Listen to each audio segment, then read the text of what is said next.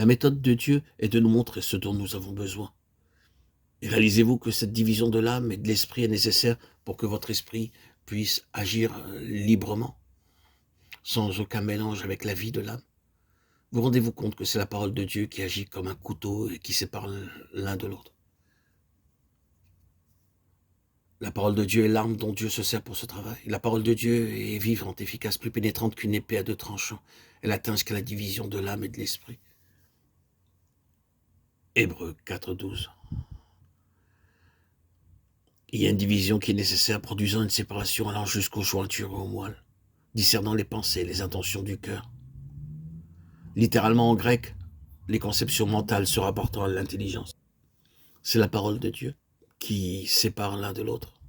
Il est évident que nous avons tous beaucoup de conceptions mentales de la parole de Dieu et des conceptions de vérité qui ne viennent pas du Saint-Esprit. Des conceptions, par exemple, de la manière dont Dieu devrait agir, notre impuissance à discerner son action quand il agit contrairement à nos conceptions mentales. Nos idées préconçues sont certainement ce qui empêche le plus le Saint-Esprit de nous révéler la volonté de Dieu. Nous pouvons aussi avoir une conception mentale de la signification d'un verset qui empêchera le Saint-Esprit de vous en révéler toute la portée. Cette division, je le répète, est absolument nécessaire.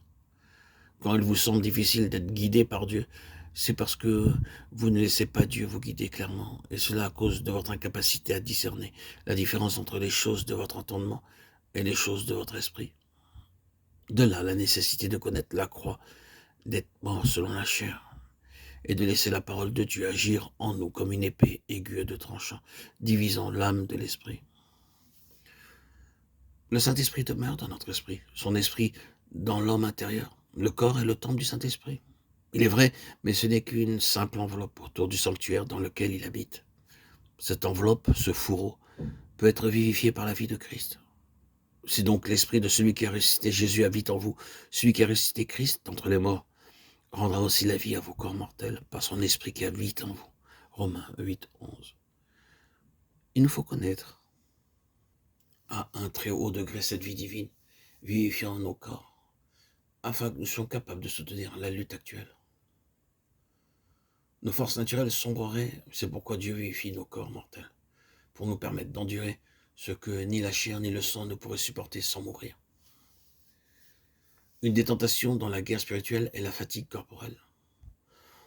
On est souvent tenté de se dire « il faut que je m'arrête » au lieu de se confier au Dieu qui ressuscite les morts, qui peut vivifier le corps mortel, pour qu'il puisse endurer et triompher dans et à travers toutes les luttes. Dieu prépare en ce moment des âmes auxquelles il enseigne le sens profond de la croix du calvaire. Rappelez-vous, confiez-vous et comptez sur la puissance de son esprit dans l'homme intérieur, Éphésiens 3:16. C'est-à-dire que le Saint-Esprit demeure dans votre esprit pour le fortifier puissamment, esprit, âme et corps, et pour accomplir toute la volonté divine en vous.